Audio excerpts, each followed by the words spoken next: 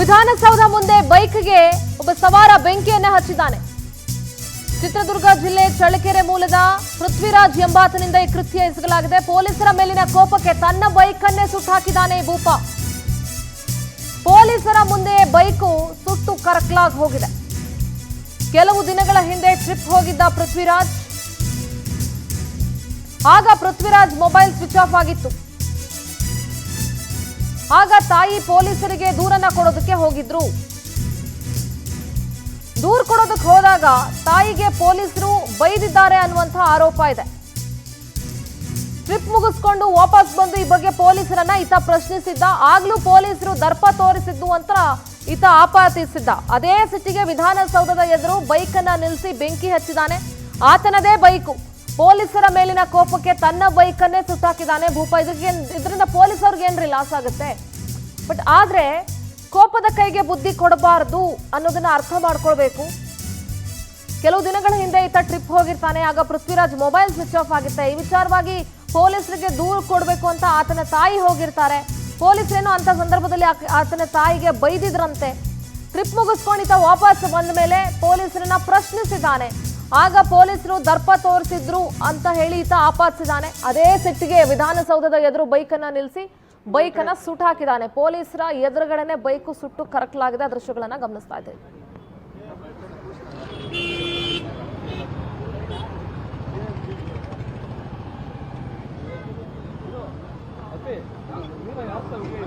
ಈಗ ಈತನ mobile switch off ಆಗಿದೆ. ಹಾಗಾಗಿ ಅವ್ರ ತಾಯಿ ಹೆದರ್ಕೊಂಡು ಪೊಲೀಸ್ ಸ್ಟೇಷನ್ಗೆ ಕಂಪ್ಲೇಂಟ್ ಕೊಡೋದಕ್ಕೆ ಅಂತ ಹೋಗಿರಬಹುದು. ಆದರೆ ವಿಧಾನಸೌಧದ ಮುಂಭಾಗದಲ್ಲಿ ಬೈಕ್ ನಿಲ್ಲಿಸೋದಕ್ಕೆ ಬೆಂಕಿ ಹಚ್ಚೋದು, ಇದು ಯಾವ ರೀತಿ ಕೋಪ ವ್ಯಕ್ತಪಡಿಸುವಂತಹ ಇದು ಅನ್ನೋದು ಗೊತ್ತಾಗ್ತಿಲ್ಲ. ಯಾಕೆಂದ್ರೆ ಇದೊಂದು ವೈಯಕ್ತಿಕ ಕಾರಣಕ್ಕೋಸ್ಕರ ಪೊಲೀಸರ ನಡುವೆ ಅಥವಾ ಆತನ ನಡುವೆ ಇರುವಂತಹ ಮನಸ್ತಾಪ, ಅದನ್ನ ಸ್ಟೇಷನಲ್ಲೇ ಕೂತು ಬಗೆಹರಿಸ್ಕೊಳ್ಬಹುದಾಗಿತ್ತು. ಆದರೆ ತನ್ನ ಬೈಕ್ಗೆ ತಾನು ಬೆಂಕಿ ಹಚ್ಚಿರೋದು, ಇದು ಯಾರಿಗೆ ಲಾಸು? ಅದು ವಿಧಾನಸೌಧದ ಮುಂದೆ ಯಾಕಾತ ಈ ರೀತಿ ಮಾಡ್ದ? ಕೆಲ ಕಾಲ ಅಲ್ಲೊಂದಷ್ಟು ಹೊತ್ತು ಆತಂಕದ ವಾತಾವರಣ ಕೂಡ ಸೃಷ್ಟಿಯಾಗಿತ್ತು. ನೋಡಿ, ದೃಶ್ಯಗಳಲ್ಲಿ ಗಮನಿಸ್ತಾ ಇದ್ದೀವಿ, ದಟ್ಟ ಹೊಗೆ ಬರ್ತಾ ಇದೆ. ತನ್ನ ಬೈಕ್ಗೆ ತಾನು ಬೆಂಕಿ ಹಾಕಿ ಸುಟ್ಟಿದ್ದಾನೆ.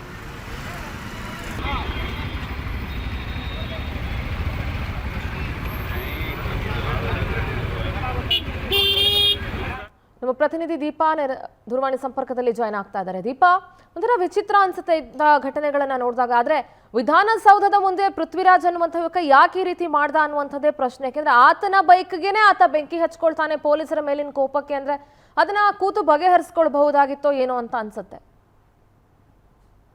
ಸಿಂಧೂರ, ನಿಜ. ಎಲ್ಲೋ ಒಂದ್ ಕಡೆ ಪೊಲೀಸರು ಕೆಲವೊಮ್ಮೆ ಮಾಡುವಂತಹ ಎಡವಟ್ಟು ಇಷ್ಟೊಂದು ಒಂದಿಷ್ಟು ಪ್ರಕರಣಕ್ಕೆ, ಒಂದಿಷ್ಟು ಈ ರೀತಿಯಾದಂತಹ ಪರಿಸ್ಥಿತಿಗೆ ಕಾರಣ ಆಗುತ್ತೆ ಅನ್ನೋದಕ್ಕೆ ಇದೊಂದು ಉದಾಹರಣೆ ಅನ್ನುವಂತಹದ್ದು ಸರಿ. ಚಳ್ಳಕೆರೆ ಮೂಲದಂತಹ ಈ ಒಂದು ಪೃಥ್ವಿ ಅನ್ನುವಂತಹವ್ರು ಏನಿದ್ದಾರೆ, ಅವರು ಕಳೆದ ಒಂದಿಷ್ಟು ದಿನಗಳಿಂದ ಕಾಣೆಯಾಗಿದ್ರು ಅನ್ನುವಂತಹ ನಿಟ್ಟಿನಲ್ಲಿ ಅವರ ತಾಯಿ ಪೊಲೀಸ್ ಸ್ಟೇಷನ್ಗೆ ಕಂಪ್ಲೇಂಟ್ ಅನ್ನ ಕೊಡಕ್ ಹೋಗ್ತಾರೆ. ಆ ಸಮಯದಲ್ಲಿ ಪೊಲೀಸರು ಕಂಪ್ಲೇಂಟ್ ಅನ್ನ ತೆಗೆದುಕೊಂಡಿರೋದಿಲ್ಲ. ಅಲ್ಲಿ ಆ ತಾಯಿಗೆ ಒಂದಿಷ್ಟು ಬೈದು ಕಳಿಸಿರುವಂತಹ ಘಟನೆ ನಡೆದಿತ್ತು. ತದನಂತರದಲ್ಲಿ ಆತ ಏನು ಟ್ರಿಪ್ ಮುಗಿಸ್ಕೊಂಡು ಬಂದು ಮೊಬೈಲ್ ಸ್ವಿಚ್ ಆಫ್ ಆಗಿತ್ತು ನಂದು ಅನ್ನುವಂತಹ ಮಾತನ್ನ ತಾಯಿ ಮುಂದೆ ಹೇಳ್ತಾರೆ. ತಾಯಿ ಮತ್ತೆ ಮಗ ಇಬ್ರು ಹೋಗಿ ಮತ್ತೆ ಪೊಲೀಸ್ ಸ್ಟೇಷನ್ಗೆ ಈ ರೀತಿ ಆಗಿತ್ತು ಅನ್ನುವಂತಹ ಘಟನೆಯನ್ನ ವಿವರಿಸುವಂತಹ ಸಂದರ್ಭದಲ್ಲಿ ಅವರಿಬ್ಬರಿಗೂ, ತಾಯಿ ಮಗ ಇಬ್ಬರಿಗೂ ಕೂಡ ಪೊಲೀಸರು ಬೈದು ಕಳಿಸಿದ್ರು. ಆ ಒಂದು ಸಿಟ್ಟಿನಲ್ಲಿ ಅಂದೇ ಪೊಲೀಸ್ ಸ್ಟೇಷನ್ ನಲ್ಲೇ ಕೂಗಾಡಿ ಬಂದಿದ್ದಂತಹ ಈ ಒಂದು ಪೃಥ್ವಿರಾಜ್ ಎಂಬುವನು ಇವತ್ತು ವಿಧಾನಸೌಧದ ಮುಂದೆ ಬಂದು ತನ್ನ ಬೈಕಿಗೆ ತಾನೇ ಬೆಂಕಿ ಹಾಕಿ ಆ ಪೊಲೀಸರ ವಿರುದ್ಧ ಆಕ್ರೋಶ ವ್ಯಕ್ತಪಡಿಸುವಂತಹ ಕೆಲಸವನ್ನ ಮಾಡಿರುವಂತಹದ್ದು. ನಿಜಕ್ಕೂ ಒಂದ್ ರೀತಿಯಾಗಿ ಆತ ಮಾಡಿದ್ದು ತಪ್ಪೇ ಇರಬಹುದು. ಆದ್ರೆ ಕೆಲವೊಮ್ಮೆ ಪೊಲೀಸರು ಮಾಡುವಂತಹ ಒಂದು ಸಣ್ಣ ಅಲ್ಲಿನ ಪೊಲೀಸರು ಒಂದು ಕಂಪ್ಲೇಂಟ್ ಅನ್ನ ಆ ಕ್ಷಣಕ್ಕೆ ತೆಗೆದುಕೊಂಡು ಆ ತಾಯಿಗೆ ಸಮಾಧಾನ ಹೇಳಿ ಕಳಿಸಿದ್ರೆ ಇಷ್ಟೊಂದು ಘಟನೆ ನಡೀತಿರ್ಲಿಲ್ಲ ಅನ್ನುವಂತಹದ್ದಂತೂ ಮೇಲ್ನೋಟಕ್ಕೆ ಸ್ಪಷ್ಟವಾಗ್ತಿದೆ. ದೀಪಾ, ನಿಮ್ಮೆಲ್ಲ ಮಾಹಿತಿಗೆ ಎಷ್ಟೋ ಸಲ ಪೊಲೀಸರ ಒಂದು ನೆಗ್ಲಿಜೆನ್ಸ್ ಇಂದ ಏನೆಲ್ಲ ಅನಾಹುತ ಆಗುತ್ತೆ. ಆದ್ರೆ ಯಾಕೆ ಈ ರೀತಿ ಮಾಡ್ತಾರೋ ಪೊಲೀಸರು ಕೂಡ ಗೊತ್ತಾಗೋದಿಲ್ಲ. ಅಂದ್ರೆ ಅಫ್ಕೋರ್ಸ್ ಪೃಥ್ವಿರಾಜ್ ಮಾಡಿರೋದು ತಪ್ಪೇ ಇರಬಹುದು. ಆದ್ರೆ ಇನ್ನೊಂದು ಆಂಗಲ್ ಅಲ್ಲಿ ನೋಡಿದಾಗ ಪೊಲೀಸರು ಒಬ್ಬ ಸಾರ್ವಜನಿಕರು ಇಷ್ಟೊಂದು ಒಂದ್ ರೀತಿ ನೋವಿಗೊಳಗಾಗ್ತಾರೆ ಅಥವಾ ಡಿಸ್ಟರ್ಬ್ ಆಗಿ ಇಂಥ ಕೃತ್ಯಗಳಿಗೆ ಭಾಗಿಯಾಗ್ತಾರೆ ಅಂತಂದ್ರೆ ಇನ್ನೆಷ್ಟು ರೋಸ್ ಹೋಗಿರ್ಬಹುದು. ಎಲ್ಲ ಆದ್ಮೇಲೆ ಬಂದು ಏನೋ ಎಲ್ಲ ಆದ್ಮೇಲೆ ನೋಡಿ ಆತನನ್ನ ಅರೆಸ್ಟ್ ಮಾಡ್ಕೊಂಡು ಕರ್ಕೊಂಡು ಹೋಗ್ತಾ ಇರುವಂತ ದೃಶ್ಯವನ್ನ ಗಮನಿಸ್ತಾ ಇದ್ದೀರಿ. ಇದೇ ಕೆಲಸವನ್ನ ನೀವು ಆಗ ಅವ್ರ ತಾಯಿ ಬಂದು ದೂರನ್ನ ಕೊಡೋದಕ್ಕೆ ಬಂದಾಗ್ಲೂ ಅಥವಾ ಏನೋ ನನ್ನ ಮಗ ಫೋನ್ ಸ್ವಿಚ್ ಆಫ್ ಆಗಿದೆ ನೋಡಿ ಗಮನಿಸಿ ಅಂತ ಹೇಳಲಿಕ್ಕೆ ಬಂದಾಗ ಅದನ್ನ ಒಂದು ಸ್ವಲ್ಪ ಒಬ್ಲೈಸ್ ಮಾಡ್ಬಿಟ್ಟಿದ್ರೆ ಇಷ್ಟೆಲ್ಲ ಘಟನೆ ಸಂಭವಿಸ್ತಿರ್ಲಿಲ್ಲ ಅಂತ ಅನ್ಸುತ್ತೆ. ನಮ್ಮ ಪೊಲೀಸರು ಕೂಡ ಇನ್ನೊಂದಷ್ಟು ಜನಸ್ನೇಹಿ ಆಗಬೇಕು. ಯಾರು ಸುಳ್ಳು ಕಂಪ್ಲೇಂಟ್ ಕೊಡ್ತಾ ಇದ್ದಾರೋ ಅಥವಾ ನಿಜ ಕಂಪ್ಲೇಂಟ್ ಕೊಡ್ತಾ ಇದ್ದಾರೋ ಅನ್ನುವಷ್ಟಾದ್ರೂ ಸ್ವಲ್ಪ ಗಮನಿಸಬೇಕಾಗತ್ತೆ.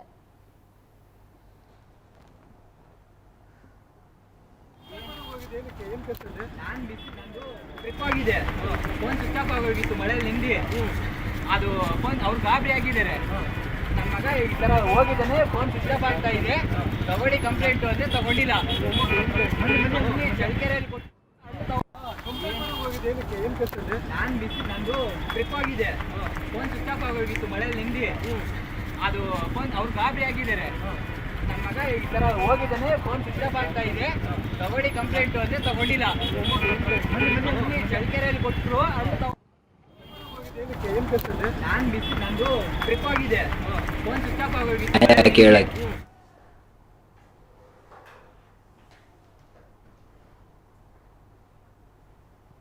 ಡಿಲೀಟ್ ಮಾಡಿಕೊಂಡು ಅವ್ರಿಗೆ ಇಷ್ಟ ಬಂದಂಗೆ ಹೊಡೆದು ನ್ಯಾಯ ಕೇಳೋಕ್ಕೆ ವಿಡಿಯೋ ಮಾಡ್ಕೊಂಡು ಹೋದರೆ ಪೊಲೀಸವರು ಫೋನ್ ಕಿತ್ಕೊಂಡು ನಾಯಿಗೆ ಹೊಡೆದಂಗೆ ಹೊಡೆದು ಅಪ್ಲೋಡ್ ಮಾಡಿರೋ ಲೈವ್ ವಿಡಿಯೋಗಳೆಲ್ಲ ಡಿಲೀಟ್ ಮಾಡಿಕೊಂಡು ನೋಡಿ, ಈತನ ಇದು ಹಳೇ ವಿಡಿಯೋ.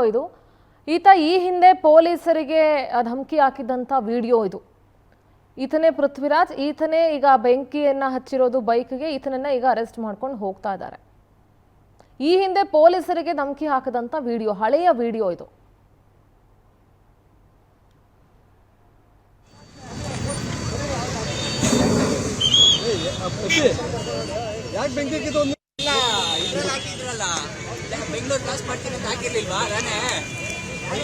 ಅಲ್ಲ, ಯಾರು ನೀವು? ಏನು ನೀವೆಲ್ಲ ಹೆಸರುಗಳು ಹಾಕೊಂಡಿದ್ರಲ್ಲ? ಯಾರು? ಇಡೀ Bengaluru, entire Bengaluru Indian institute of ಸೈನ್ಸಲ್ಲಿ ಕೆಲಸ ಮಾಡಿದ್ದೀನಿ. BMRCL ಮೆಟ್ರೋ, ನಮ್ಮ ಶಂಕರಣ್ಣನ ಮೆಟ್ರೋ, ಅದರಲ್ಲೂ ಕೆಲಸ ಮಾಡಿದ್ದೀನಿ. 9 ವರ್ಷದಿಂದ ಎಲೆಕ್ಟ್ರಿಕಲ್ ಕೆಲಸ ಮಾಡಿದ್ದೀನಿ. DRDO ಪವರ್ ಎಲ್ಲಿಂದ ಹೋಗುತ್ತೆ ಅಂತ ಗೊತ್ತು, ಇಸ್ರೋಗೆ ಪವರ್ ಎಲ್ಲಿಂದ ಹೋಗುತ್ತೆ ಅಂತ ಗೊತ್ತು, ಆರ್ಮಿ ಕ್ಯಾಂಪಸ್ಗಳಿಗೆ ಪವರ್ ಎಲ್ಲಿಂದ ಹೋಗುತ್ತೆ ಗೊತ್ತು, ಎಲ್ಲಿ ಪಿನ್ ಇಟ್ಟರೆ ಎಲ್ಲಿ ಬ್ಲಾಸ್ಟ್ ಮಾಡ್ಬೋದು ಅಂತಲೂ ಗೊತ್ತು. ಎಲ್ಲಿ ಬೇಕಾದರೂ ಮಾಡ್ತೀನಿ. ನನಗೆ ಇನ್ನೊಂದು ವೀಡಿಯೋ ಮಾಡಿ, ಈ ಫೇಸ್ ಇಟ್ಕೊಂಡು ನನಗೆ ವೀಡಿಯೋ ಮಾಡೋಕ್ಕೆ ನನಗೆ ಇಂಟ್ರೆಸ್ಟು ಇಲ್ಲ. ಇನ್ನೊಂದು ವೀಡಿಯೋ ಮಾಡಿದ್ರು ಮಾಡ್ತೀನಿ, ಮಾಡಲಿಲ್ಲ ಅಂದರೂ ಇಲ್ಲ. ನಾನು SP ಆಫೀಸಿಗೆ, ಚಿತ್ರದುರ್ಗದಲ್ಲಿರೋ SP ಆಫೀಸಿಗೆ ಹೋಗ್ತೀನಿ. ಅವರು ನಂಗೆ ನ್ಯಾಯ ಕೊಟ್ಟಿಲ್ಲ ಅಂದರೆ DC ಆಫೀಸ್ಗೆ ಹೋಗ್ತೀನಿ. ಅವರು ಕೊಟ್ಟಿಲ್ಲ ಅಂದರೆ ನೋಡಿದರೆ ಇನ್ನೊಂದು ವೀಡಿಯೋ ಮಾಡ್ತೀನಿ, ಇಲ್ಲ ಅಂದರೆ ಶಿವ ಅನ್ನಿಸ್ತೀನಿ. ಎಲ್ಲಿ ಏನು ಬ್ಲಾಸ್ಟ್ ಮಾಡ್ತೀನೋ ಗೊತ್ತಿಲ್ಲ. ಹೇಳ್ತಾ ಇದ್ದೀನಲ್ಲ, ಡೈರೆಕ್ಟಾಗಿ ಹೇಳ್ತಾ ಇದ್ದೀನಿ. ಕ್ರಿಮಿನಲ್ ಮಾಡ್ತಾ ಇದ್ದೀರಾ ಮಾಡ್ಕೊಳ್ಳಿ. ಎಲೆಕ್ಟ್ರಿಕಲ್ ಇಂಜಿನಿಯರ್ 9 ವರ್ಷ ಎಲೆಕ್ಟ್ರಿಕಲ್ ಕೆಲಸ ಮಾಡಿದ್ದೀನಿ. ಬೆಂಗಳೂರಲ್ಲಿ ಯಾವ್ಯಾವ ಪವರ್ ಎಲ್ಲೆಲ್ಲಿಂದ ಬರುತ್ತೆ, ಯಾವ್ಯಾವ ವಿಧಾನಸೌಧಕ್ಕೆ ಎಲ್ಲಿಂದ ಬರುತ್ತೆ, ರಾಜ್ಭವನ್ಗೆ ಎಲ್ಲಿಂದ ಬರುತ್ತೆ, ಇಸ್ರೋಗೆ ಎಲ್ಲಿಂದ ಅಷ್ಟೆಲ್ಲ ಯಾಕೆ ಬೆಂಗಳೂರಿಗೆ ಪವರ್ ಎಲ್ಲಿಂದ ಬರುತ್ತೆ ಅನ್ನೋದು ನನಗೆ ಗೊತ್ತು. ನನಗೆ ಎಲ್ಲಿ ಬ್ಲಾಸ್ಟ್ ಮಾಡಿದ್ರೆ ಏನು ಬ್ಲಾಸ್ಟ್ ಮಾಡುತ್ತೆ ಅನ್ನೋದು ಗೊತ್ತು. ನಾನು ಹೇಳ್ತಾ ಇದ್ದೀನಿ, ನನಗೆ ಕೊಟ್ಟಿಲ್ಲ ಅವರು ಯಾರು ನ್ಯಾಯ ಅಂದರೆ ಅದೇ ಕೆಲಸನೇ ಮಾಡೋದು. ಕ್ರೈಮ್ ಮಾಡೋಕ್ಕೆ ಇದು ಮಾಡ್ತಾ ಇದ್ದೀರಾ, ಪ್ರವೋಕ್ ಮಾಡಿದ್ದೀರಾ, ಅನುಭವಿಸ್ಕೊಡಿ. ಏನು ಮಾಡ್ತೀರಮ್ಮ ಅಂದರೆ ಗಲ್ಲಿಗೆ ಏರಿಸ್ಕೊಳ್ಳಿ. ಆ ಗಲ್ಲಿಗೆ ಹಾಕಕ್ಕೆ ಇನ್ನೊಂದು 10-15 ವರ್ಷ ಬೇಕು. ಆರಾಮಾಗಿ ಜೈಲಲ್ಲಿ ಇಕ್ತೀರಾ. ಅದು ಇಷ್ಟೆಲ್ಲ ದೊಡ್ಡದಾಗಿ ಮಾಡಿದ್ಮೇಲೆ ಇನ್ನು VIP ಟ್ರೀಟ್ಮೆಂಟೇ ಕೊಡ್ತೀರಾ. ಒಂದೇ ಒಂದು ರಿಕ್ವೆಸ್ಟು, ನಮ್ಮ D ಬಸ್ ಪಕ್ಕದ ಸೆಲ್ಗೆ ಕೊಟ್ಬಿಡಿ. ಹಂಗೆ ಅವಾಗ ನೋಡ್ಕೊಂಡಾದ್ರೂ ಇರ್ತೀನಿ ಒಂದು ಸ್ವಲ್ಪ ದಿವಸ. ಆರಾಮಾಗ ಹಾಕ್ಕೊಳ್ಳಿ. ಏನೆಲ್ಲೋ ಕೂತ್ಕೊಂಡ್ಬಿಟ್ಟೇನು ವೀಡಿಯೋ ಮಾಡ್ತಾ ಇಲ್ಲ ನಾನು, ನಮ್ಮ ಮನೇಲೇ ಕೂತ್ಕೊಂಡು ಮಾಡ್ತಾ ಇದ್ದೀನಿ. ನಮ್ಮಮ್ಮ ಎಷ್ಟೇ ಕೆಟ್ಟದ್ದು ಮಾಡೋರ್ಗೂ ಒಳ್ಳೇದು ಮಾಡು ಅಂತ ಹೇಳ್ತಾ ಇದ್ದವರು ಈ ವಿಡಿಯೋ ಮಾಡ್ತಾ ಇದ್ರು, ಕೇಳಿಸ್ಕೊಂಡು ಸುಮ್ಮನೆ ಇದ್ದಾರೆ. ಯಾಕೆ? ಅವ್ರ ಕಣ್ಣೆದ್ರಿಗೆ ಅವ್ರ ಮಗನಿಗೆ ನಾಯಿ ಹೊಡೆದಂಗೆ ಹೊಡೆದಿದ್ದಾರೆ. ಅದಕ್ಕೆ ಹಾಲು ಕೊಡು ಅಂದೆ, ಅವ್ರ ಕಣ್ಣೆದ್ರಿಗೆ ಅವ್ರ ಮಗನಿಗೆ ಹೊಡೆದಿದ್ದಾರೆ. ಅವರೇ ಎಷ್ಟು ಸರಿ ಹೊಡೆದ್ರು, ಆಮೇಲೆ ಹಂಗಲ್ಲಪ್ಪ ಹಿಂಗಲ್ಲಪ್ಪ, ಆ ಥರ ಮಾಡಬಾರ್ದು ಈ ಥರ ಮಾಡಬಾರ್ದು ಅಂತ ಹೇಳ್ತಾ ಇದ್ರು. ಅಂಥವ್ರಿಗೆ ಅವ್ರ ಕಣ್ಣೆದ್ರಿಗೆ ಅವ್ರ ಮಗನಿಗೆ ಹೊಡೆದಿದ್ದಾರೆ. ಅವ್ರಿಗೆ ಇವಾಗ ಒಳ್ಳೆಯವ್ರನ್ನೆಲ್ಲ ಕೆಟ್ಟವ್ರು ಮಾಡ್ತಾ ಇದ್ದೀರಾ. ಏನಾದರೂ ಮಾಡ್ಕೊಳ್ಳಿ. ನಾನು ಹೇಳೋದಿಷ್ಟೇ, ನಾನು ಹೇಳೋದೇ ಮಾಡೋದು. ನನಗೆ SP ಆಫೀಸಲ್ಲಿ ನನಗೆ ನ್ಯಾಯ ಕೊಟ್ಟಿಲ್ಲ. ವಿಡಿಯೋ ಮಾಡಿಕೊಂಡು ಸ್ಟೇಷನ್ ಒಳಗೆ ನಾವು ಕ್ವಶನ್ ಕೇಳೋಕೆ ರೈಟ್ಸ್ ಇದೆಯಾ ಇಲ್ಲ, ಹೆಂಗೆ ಹೊಡೆದ್ರು ಇವ್ರು ನನಗೆ ಹಂಗಿಂಗೆ ಹೊಡೆದಿಲ್ಲ, ನಾಯಿಗೆ ಹೊಡೆದಂಗೆ ಹೊಡೆದಿದ್ದಾರೆ. ನನ್ನ ಹಾಕ್ಕೊಂಡು ತುಳಿದಿದ್ದಾರೆ, ಕಾಲಾಗ ಹಾಕೊಂಡು ತುಳಿದಿದ್ದಾರೆ. ನಮ್ಮ ಅಮ್ಮನೇ ಸಾಕ್ಷಿ ಇದಕ್ಕೆ. ನಮ್ಮ ಅಮ್ಮನ ಕಣ್ಮುಂದೆನೇ ನಡೆದಿದೆ ಇದೆಲ್ಲ. ವಿಡಿಯೋ ಎಲ್ಲ ಫೋನ್ ಕಿತ್ಕೊಂಡು ಅಪ್ಲೋಡ್ ಆಗಿರೋ ವಿಡಿಯೋ ಎಲ್ಲ ಡಿಲೀಟ್ ಮಾಡಿದ್ದಾರೆ ಅಷ್ಟೇ. ಇನ್ನೇನು ಹೇಳೋದು ನಾನು ಏನಿಲ್ಲ. ನನಗೆ ಹೇಳೋಷ್ಟು ನನಗೆ ಫಸ್ಟ್ ಆಫ್ ಆಲ್ ನನಗೆ ತಾಳ್ಮೆನೇ ಕಮ್ಮಿ.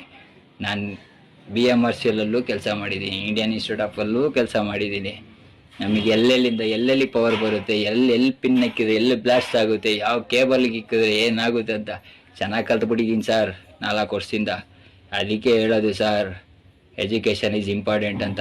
ಇದು ನೋಡಿ ಹೆಂಗಿದೆ, ಒಬ್ಬ ಡಿಪ್ಲೊಮಾ ಇನ್ಕಂಪ್ಲೀಟೆಡ್ ಡಿಪ್ಲೊಮಾ ಅಂದರೆ ಅನ್ಎಜುಕೇಟೆಡು, ಎಜುಕೇಟೆಡ್ ಆಗಿರೋ ಡಿಪಾರ್ಟ್ಮೆಂಟಲ್ಲಿರೋರಿಗೆ ಹೇಳ್ಕೊಡ್ಬೇಕು ಹೆಂಗೆ ವೀಡಿಯೋ ಡಿಲೀಟ್ ಮಾಡಬೇಕು ಅಂತ.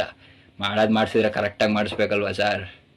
ಮಾಡ್ತೀನಿ, ಅಪ್ಲೋಡ್ ಮಾಡ್ತೀನಿ, ಎಲ್ಲ ವೀಡಿಯೋನೂ ಮತ್ತೆ ಅಪ್ಲೋಡ್ ಮಾಡ್ತೀನಿ. ಮಾಡ್ಕೊಳ್ಳಿ, ಅದೇನು ಮಾಡ್ಕೋತೀರಾ ಮಾಡ್ಕೊಳ್ಳಿ. ನಾನಂತೂ ಫಿಕ್ಸ್ ಆಗಿದ್ದೀನಿ, ನನಗೆ ನ್ಯಾಯ ಸಿಕ್ಕಿಲ್ಲ ಅಂದರೆ ನಾನು ಆಗೋದೇ ಟೆರರಿಸ್ಟು. ಆರ್ಮಿ ಕ್ಯಾಂಪಸ್ಗಳಿಗೆ ಎಲ್ಲಿಂದ ಪವರ್ ಹೋಗುತ್ತೆ ಅಂತ ಗೊತ್ತು, ಯಾವ ಆರ್ಮಿ ಕ್ಯಾಂಪಸ್ ಎಲ್ಲಿದೆ ಅಂತಲೂ ಗೊತ್ತು. ಇಡೀ ಬೆಂಗಳೂರು ಮ್ಯಾಪೇ ನನ್ನ ಕೈಯಲ್ಲಿದೆ, ನೋಡ್ಕೊಳ್ಳಿ ಅದೇನು ಮಾಡ್ತೀನಿ ಅಂತ. ನಮಸ್ಕಾರ. ಎಜುಕೇಷನ್ ಈಸ್ ಇಂಪಾರ್ಟೆಂಟ್ ಅಷ್ಟೇ.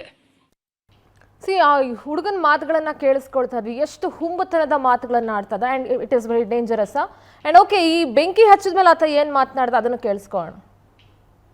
ಏನಾದ್ರೂ ಕೇಳಿ, ನನಗೆ ಲೈವ್ ಇದ್ರೆ ಮಾತ್ರ ನಾನು ಆನ್ಸರ್ ಕೊಡ್ತೀನಿ, ಇಲ್ಲ ಇವ್ರೇನ್ ಗಲ್ಲಿಗೆ ಹಾಕ್ತಾರಾ? ನಂದು ಟ್ರಿಪ್ ಹೋಗಿದೆ, ಫೋನ್ ಸ್ವಿಚ್ ಆಫ್ ಆಗೋಗಿತ್ತು ಮಳೆಯಲ್ಲಿ ನೆಂದಿ. ಅದು ಫೋನ್ ಅವ್ರು ಗಾಬರಿ ಆಗಿದ್ದಾರೆ. ನನ್ನ ಮಗ ಈ ತರ ಹೋಗಿದ್ದಾನೆ, ಫೋನ್ ಸ್ವಿಚ್ ಆಫ್ ಆಗ್ತಾ ಇದೆ, ತಗೊಳ್ಳಿ ಕಂಪ್ಲೇಂಟ್ ಅಂದ್ರೆ ತಗೊಂಡಿಲ್ಲ. ಅಲ್ಲಿ ಚಳ್ಳಕೆರೆಯಲ್ಲಿ ಕೊಟ್ಟರು, ಅಲ್ಲಿ ತಗೊಂಡಿಲ್ಲ. ಅದಾದ್ಮೇಲೆ ಮತ್ತೆ ಇಲ್ಲಿ ಬೆಂಗಳೂರಲ್ಲಿ ಬಂದು ತಗೊಂಡ್ರೆ ಅವ್ರು ಓನರ್ ರಿಜಿಸ್ಟರ್ ಎಂಟ್ರಿ ಮಾಡಿ ಓನರ್ ಕರ್ಕೊಂಬರ್ರಿ ಅಂತ ಕಳ್ಸಿದ್ದಾರೆ. ನಾನು ಅಲ್ಲಿ SP ಗೆ ಹೋಗಿ ಹೇಳ್ದೆ, ಈ ತರ ಅವ್ರ ಮೇಲೆ ಏನು ಆಕ್ಷನ್ ತಗೊಂಡು ಅವ್ರು ನನಗೆ ಹೊಡೆದಿದ್ದಾರೆ. ನಾನು ಮತ್ತೆ ರಿಟರ್ನ್ ಬಂದಾಗ ಹೋಗಿ ನಮ್ಮ ಊರಲ್ಲಿ ಕೇಳಿದೆ, ಕಂಪ್ಲೇಂಟ್ ಎಲ್ಲಾದ್ರೂ ಕೊಡ್ಬೋದಾ ಇಲ್ಲ ಅಂತ ಕೇಳಿದೆ. ಅದು ವಿಡಿಯೋ ಮಾಡ್ಕೊಂಡಿದ್ದಕ್ಕೆ ನನ್ನ ಹೆಸರು ಆಮೇಲೆ ಗೊತ್ತಾಗ್ತದೆ ಬಿಡ್ರಿ, ಹೆಸರು ತಗೊಂಡು ಏನು ಮಾಡ್ತೀರಾ? ನನ್ಗೆ ಇವಾಗ ನಾನು ಮರ್ತೋಗ್ಬಿಡ್ತೀನಿ ಮತ್ತೆ ಒಂದು ಟಾಪಿಕ್. ನನ್ನ ಹೆಸರು ಎಲ್ಲರಿಗೂ ಗೊತ್ತಾಯ್ತಲ್ಲ, ಹೋಗ್ರಿ. PJ.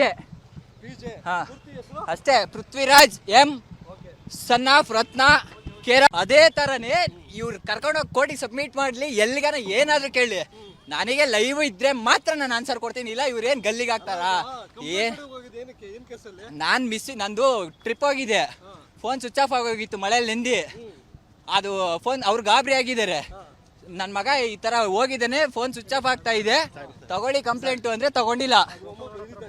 ಅಲ್ಲಿ ಚಳ್ಳಕೆರೆಯಲ್ಲಿ ಕೊಟ್ಟರು, ಅಲ್ಲಿ ತಗೊಂಡಿಲ್ಲ. ಅದಾದ್ಮೇಲೆ ಮತ್ತೆ ಇಲ್ಲಿ ಬೆಂಗಳೂರಲ್ಲಿ ಬಂದು ತಗೊಂಡ್ರೆ ಅವ್ರು ಓನರ್ ರಿಜಿಸ್ಟರ್ ಎಂಟ್ರಿ ಮಾಡಿ ಓನರ್ ಕರ್ಕೊಂಬರ್ರಿ ಅಂತ ಕಳ್ಸಿದ್ದಾರೆ. ನಾನು ಅಲ್ಲಿ SP ಗೆ ಹೋಗಿ ಹೇಳ್ದೆ, ಈ ತರ ಅವ್ರ ಮೇಲೆ ಏನು ಆಕ್ಷನ್ ತಗೊಂಡು ಅವ್ರು ನನಗೆ ಹೊಡೆದಿದ್ದಾರೆ. ನಾನು ಮತ್ತೆ ರಿಟರ್ನ್ ಬಂದಾಗ ಹೋಗಿ ನಮ್ಮ ಊರಲ್ಲಿ ಕೇಳಿದೆ,